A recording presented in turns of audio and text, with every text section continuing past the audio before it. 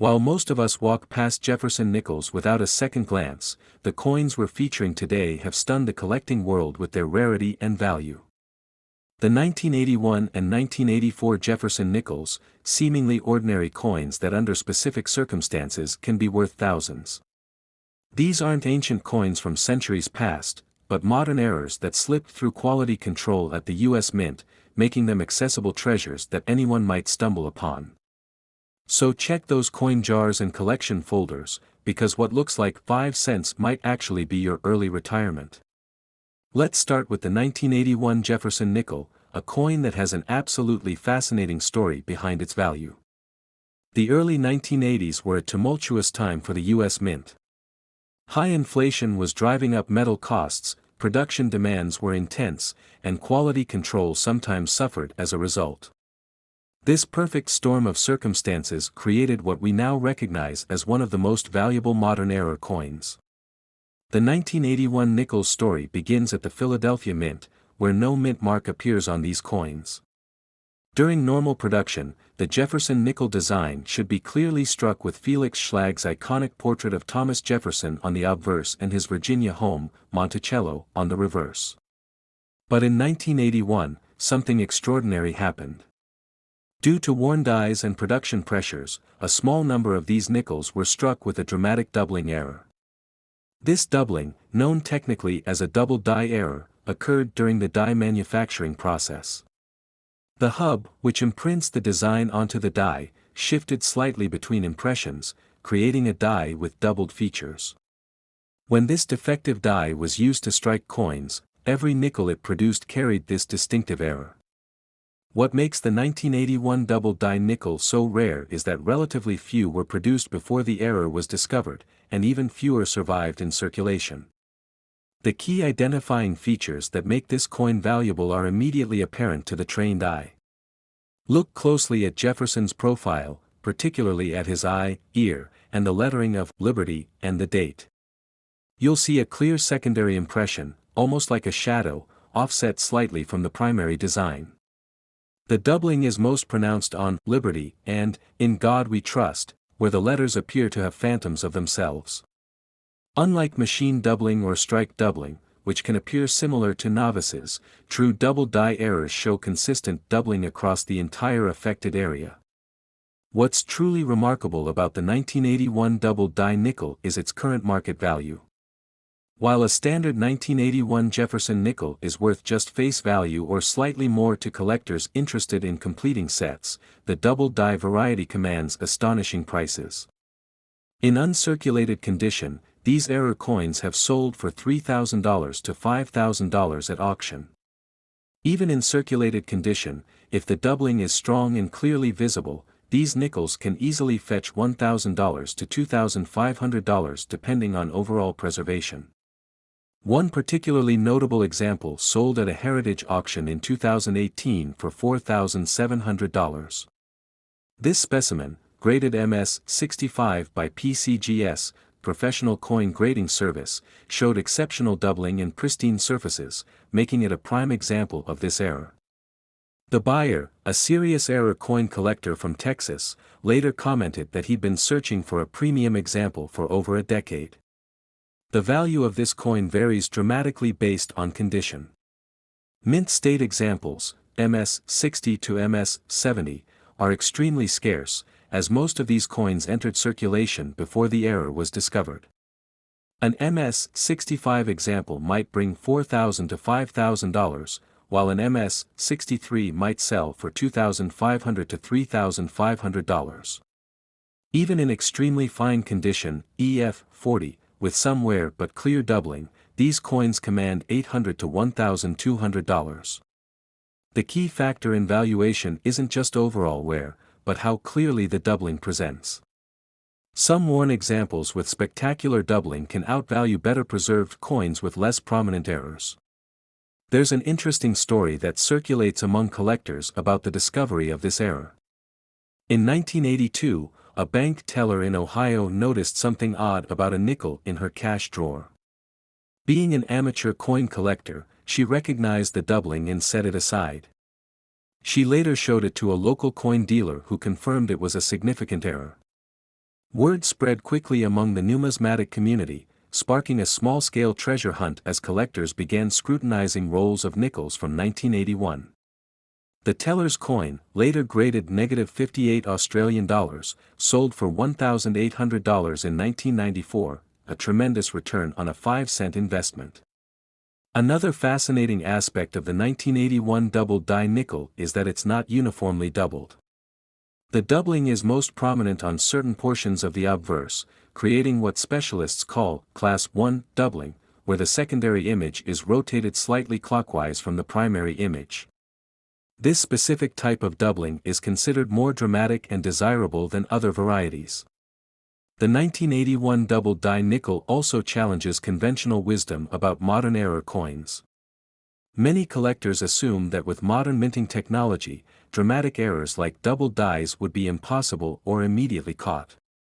Yet here we have a prime example that significant errors can and do slip through even in relatively recent times. It reminds us that human oversight and mechanical processes still leave room for these numismatic treasures to be created. For those hoping to find one of these prized nickels, I recommend carefully examining any 1981 Philadelphia nickels with a 5x to 10x magnifying glass. Focus on Jefferson's profile and the word Liberty. The doubling should be consistent and visible on multiple design elements, not just one letter or feature.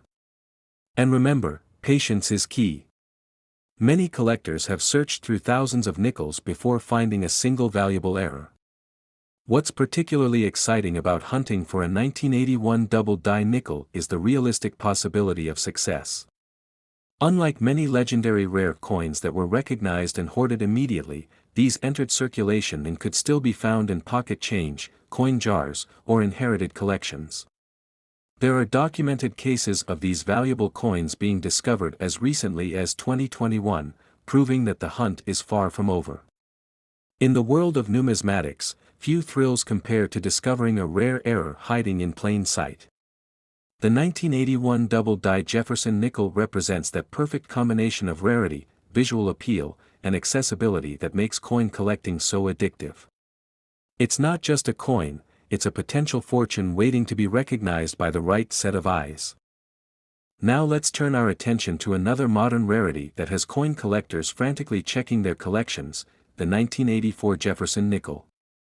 While it might seem unlikely that coins minted in such high numbers during our lifetime could be valuable, this particular nickel proves that assumption dramatically wrong. The 1984 Jefferson nickel's claim to fame comes from an entirely different type of minting error than its 1981 counterpart.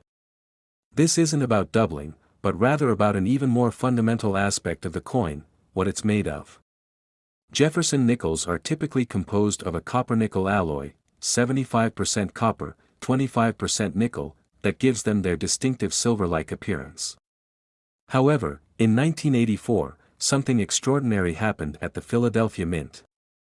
Through what experts believe was an accidental mixing of planchets, the metal discs that become coins, a small number of Jefferson nickels were struck on bronze planchets intended for pennies.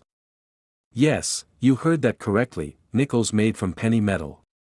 These are known as wrong planchet errors, and are among the most dramatic and visually striking errors in modern coinage. The circumstances that led to this error reveal fascinating insights into mint operations. Both nickels and cents were being produced simultaneously at the Philadelphia facility in 1984. The most plausible explanation is that a few blank penny planchets somehow strayed into the bin of nickel planchets.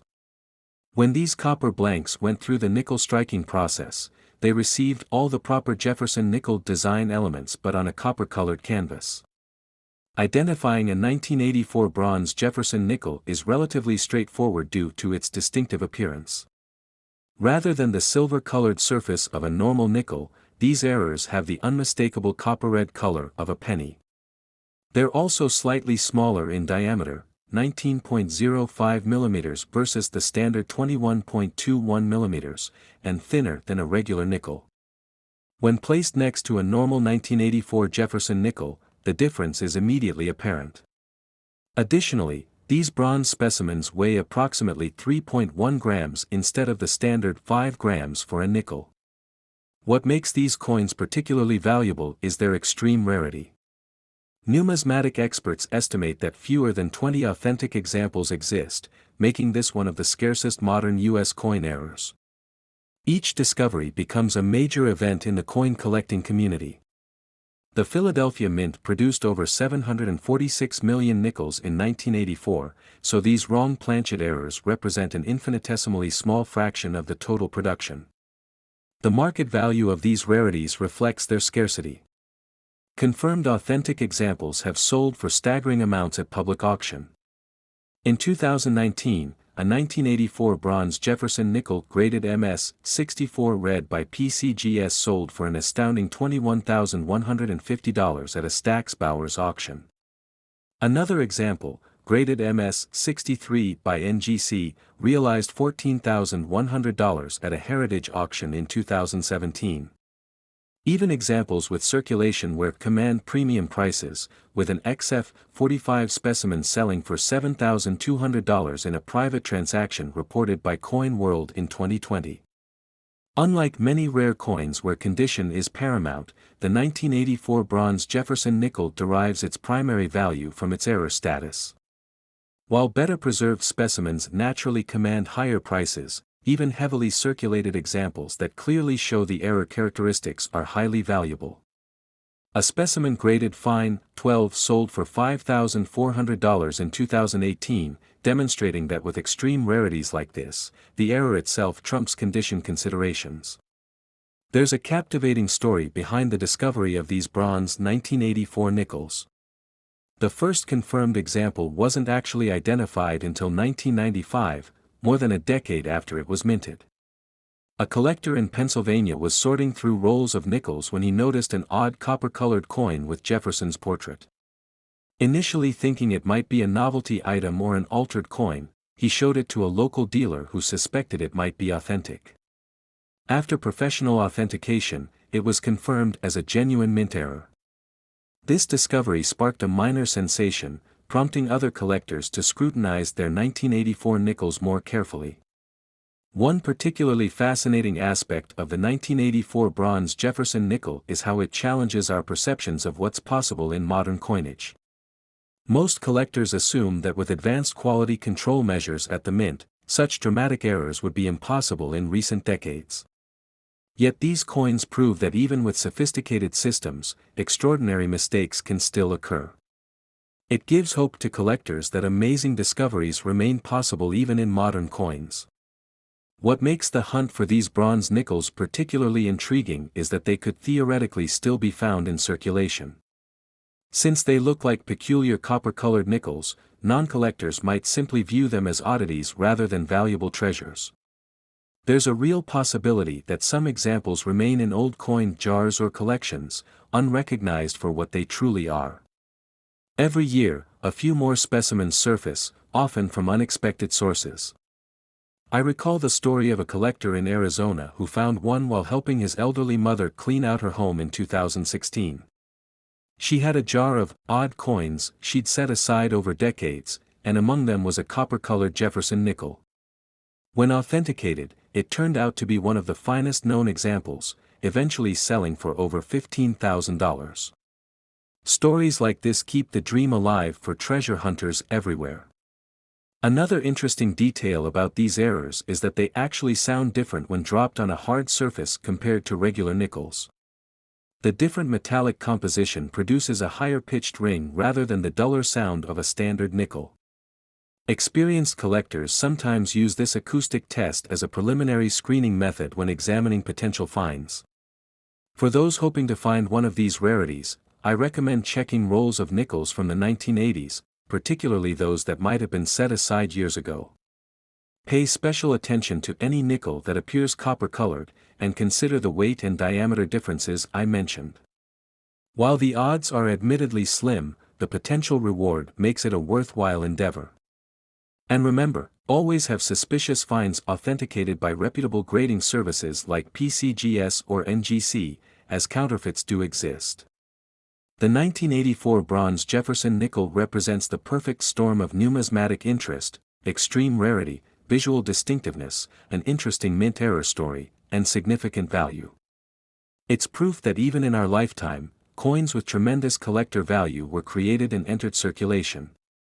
And perhaps most excitingly, the full population of these errors likely hasn't been discovered yet, meaning the thrill of the hunt remains very much alive.